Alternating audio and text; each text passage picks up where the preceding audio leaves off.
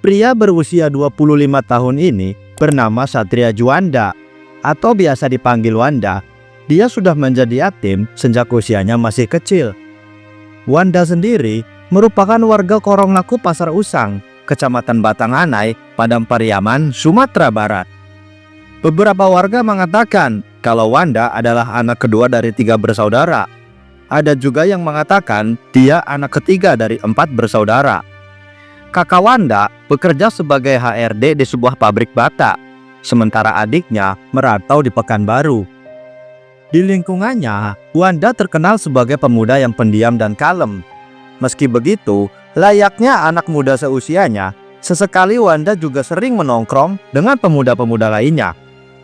Menurut teman-temannya, Wanda merupakan pemuda yang santun. Kalau lagi nongkrong biasanya hanya pesan minum, main HP, lalu pergi. Dia tidak banyak bicara, hanya sekedar senyum. Semasa kecilnya, Wanda seperti anak-anak pada umumnya. Dia aktif bermain dan bersekolah. Lalu menginjak usia remaja, dia juga aktif dalam kegiatan kepemudaan dan kepengurusan masjid di lingkungannya. Setelah lulus SMA, diketahui Wanda sempat mengikuti tes untuk masuk polisi, tapi gagal. Setelah itu, Wanda pergi merantau keluar kota, tapi tidak lama, dia mendadak balik lagi ke kampungnya. Menurut kabar yang beredar, saat di perantauan ternyata Wanda terlibat keributan dan pergaulan bebas. 2 tahun kemudian, Wanda bekerja sebagai satpam di pabrik bata di Jalan Lintas Padang Bukit Tinggi di sekitar Pasar Usang, Kabupaten Padang Pariaman.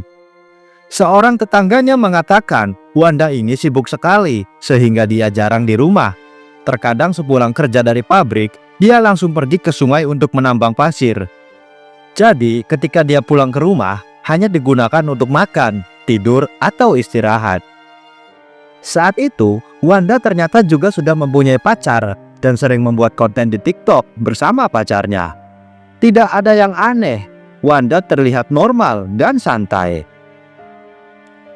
Selasa siang, 17 Juni 2025, warga di aliran Sungai Batanganai digemparkan dengan penemuan mayat tanpa busana. Mayat itu tanpa kepala, tanpa tangan dan kaki, mengapung di dekat kapal-kapal nelayan yang sedang bersandar. Para warga pun langsung melaporkan penemuan itu kepada polisi, dan polisi langsung datang untuk melakukan penyelidikan. Polisi bahkan sempat kesulitan mengidentifikasi mayat itu dan menyangka kalau mayatnya adalah seorang laki-laki. Esok harinya, Rabu pagi 18 Juni 2025, para warga kembali menemukan potongan tubuh lainnya masih di aliran sungai yang sama. Lalu siangnya, para warga dibuat geger ketika menemukan potongan kepala. Polisi langsung menduga kalau potongan-potongan itu masih milik orang yang sama. Semua potongan itu kemudian dibawa ke Rumah Sakit Bayangkara untuk penyelidikan lebih lanjut. Berita tentang penemuan itu kemudian disebarluaskan kepada masyarakat. Beberapa warga yang merasa kehilangan anggota keluarganya langsung mendatangi Rumah Sakit Bayangkara, termasuk keluarga Septia Adinda, gadis yang masih berusia 25 tahun. Septia merupakan anak bungsu warga Lubuk Alung. Dia mahasiswi Sekolah Tinggi Ilmu Ekonomi Keuangan Perbankan dan Pembangunan di Kota Padang. Tapi karena kondisi ekonomi keluarganya sedang mengalami kesulitan, Septia memilih cuti kuliah dan kemudian bekerja di jasa pengiriman barang untuk memenuhi kebutuhan hidupnya. Beberapa hari sebelumnya, tepatnya Minggu pagi 15 Juni 2025, Septia diajak ibunya pergi ke Kota Pariaman untuk menemui saudara. Namun sebelum berangkat, Septia sempat menerima telepon dari seorang temannya. Septia kemudian pamit kepada ibunya untuk pergi sebentar menggunakan sepeda motor menemui si temannya itu. Namun setelah ditunggu-tunggu, Septia malah tidak pulang juga. Keluarga mencoba menghubungi ponselnya, tapi tidak ada jawaban. Lalu malamnya sekitar pukul 10, ponsel Septia sudah tidak aktif sama sekali. Keluarga Septia tentunya menjadi khawatir dan langsung mendatangi teman-teman Septia untuk menanyakan keberadaan gadis itu. Tapi teman-temannya tidak ada yang tahu. Meski begitu, keluarganya yakin kalau Septia akan baik-baik saja karena selama ini dia memang dikenal sebagai gadis mandiri. 4 hari kemudian, tepatnya Rabu 18 Juni 2025, keluarga Septia kaget ketika mereka dijemput polisi. Polisi mengatakan ada penemuan potongan jasad, dan teman Septia yang bernama Wulan mendengar berita itu, kemudian langsung melakukan identifikasi ke Rumah Sakit Bayangkara. Menurut polisi, Wulan mengatakan kalau jasad itu adalah Septia, sebab dia mengenali cincin di jemari jasad. Ketika melihat langsung jasad itu, keluarganya pun langsung membenarkan kalau itu adalah Septia. Wulan mengatakan dia terakhir berkomunikasi dengan Septia pada Sabtu malam. Wulan juga mengatakan kalau Septia bilang dia berencana mengajukan pinjaman uang ke bank sebesar 3,5 juta rupiah. Sebagai jaminan, dia meminjam surat BPKB kendaraan milik seorang teman, namun tidak diketahui siapa teman itu. Setelah identitas jasad itu diketahui, polisi langsung melakukan pendalaman dan menginvestigasi aktivitas terakhir Septia, yang akhirnya mengarah kepada seorang pemuda bernama Satria Juanda alias Wanda. Kamis 19 Juni 2025, polisi berhasil menangkap Wanda dan mengamankan beberapa barang bukti, yaitu parang yang digunakan untuk memotong, HP, dan sepeda motor milik Septia. Wanda mengaku kalau dia dan Septia adalah teman. Minggu 15 Juni 2025, dia membawa lari dan menyekap Septia. Dia kemudian menghabisi Septia di sebuah kebun terpencil di Korong Kapalo Banda, Kecamatan Batang Anai. Selanjutnya, dia memotong-motong tubuh gadis itu menjadi 10 bagian. Kemudian membuang potongan-potongan itu ke aliran Sungai Batang Anai dengan tujuan untuk menghilangkan jejak. Kepada polisi, Wanda mengaku kalau motifnya melakukan aksi itu karena sakit hati. Septia berutang 3,5 juta rupiah kepadanya dan tidak kunjung dilunasi. Tak hanya sampai di situ, pengakuan Wanda selanjutnya membuat kasus ini menjadi semakin mengerikan. Ternyata selain menghabisi dan memotong-motong Septia, Wanda juga mengaku telah menghilangkan nyawa 2 gadis lainnya, yaitu Siska Octavia Rusdi alias Cika yang berusia 23 tahun, serta Ade Gustiana yang berusia 24 tahun. Siska dan Ade juga merupakan mahasiswi STAIE KBP Padang. Siska dan Wanda diketahui berpacaran sejak 2019. Hubungan tersebut disambut baik oleh orang tua Siska, dikarenakan Wanda yang sering main ke rumah dan dikenal sebagai sosok baik dan sopan. Namun tiba-tiba, lebih dari setahun yang lalu, tepatnya pada 13 Januari 2024, Siska dilaporkan hilang setelah berpamitan kepada keluarganya untuk pergi ke kota Padang menggunakan sepeda motor. Saat itu Siska bilang ke keluarganya ingin mengambil uang ke Wanda.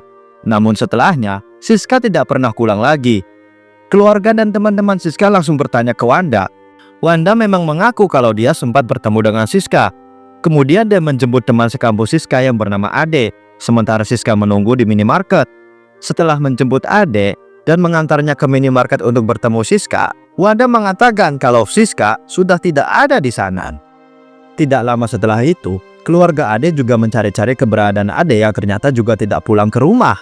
11 hari kemudian, sepeda motor milik Siska ditemukan seorang petani dan ditinggalkan begitu saja di sekitar kampus MTI Tabing, Kecamatan Koto Tangah, Kota Padang. Menurut keluarga Siska, Wanda adalah orang pertama yang datang ke Polsek Batang Anai guna melaporkan hilangnya Siska dan Ade. Dia juga aktif membantu keluarga untuk mencari keberadaan kedua gadis itu. Keluarga Siska hampir putus asa hingga kemudian mendatangi orang pintar untuk mencari di mana keberadaan Siska.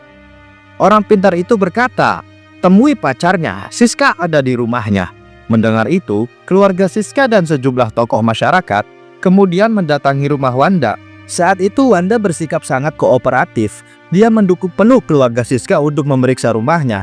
Dia bahkan menunjukkan dapur dan sumur tua di belakang rumahnya. Namun setelah memeriksa seisi dan sekeliling rumah, keluarga Siska tidak menemukan tanda-tanda akan keberadaan Siska. Mereka tidak tahu kalau sebenarnya jasad Siska berada di dalam sumur tua itu. Akhirnya keluarga Siska pun menyudahi pencarian. Setelah itu, keluarga Siska tidak lagi menaruh curiga kepada Wanda.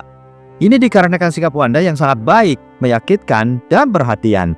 Bahkan setelah Siska dinyatakan hilang, saat momen lebaran, Wanda tetap datang ke rumah Siska untuk bersilaturahmi.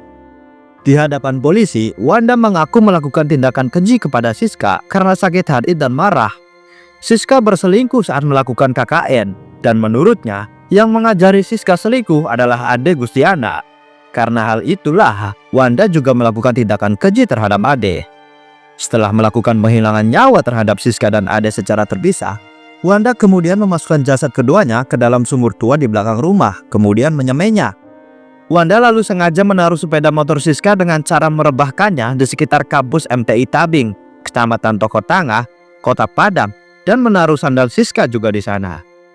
Setelah mendengar pengakuan Wanda, pihak kepolisian langsung membongkar sumur tua di belakang rumah Wanda itu. Dan benar saja, polisi menemukan tulang belulang Siska dan Ade di sana. Setelah 1,5 tahun keduanya dinyatakan hilang, akhirnya kedua korban berhasil ditemukan namun dalam kondisi yang mengenaskan. Tidak hanya itu, sebelum dihabisi, korban juga sempat diruda paksa oleh Wanda. Sebenarnya, pada Februari 2025, Nila, ibunda dari Siska, pernah tampil dalam wawancara di TV Padang untuk mencari keberadaan sang anak. Saat itu dia menyampaikan kekecewaan terhadap lambatnya proses penyelidikan yang dilakukan oleh pihak kepolisian. Ketika tulang belulang Siska akhirnya ditemukan di sumur tua di rumah Wanda, Nila segera menuju ke TKP. Namun Nila yang mengalami syok berat kemudian pingsan dan langsung dilarikan ke rumah sakit.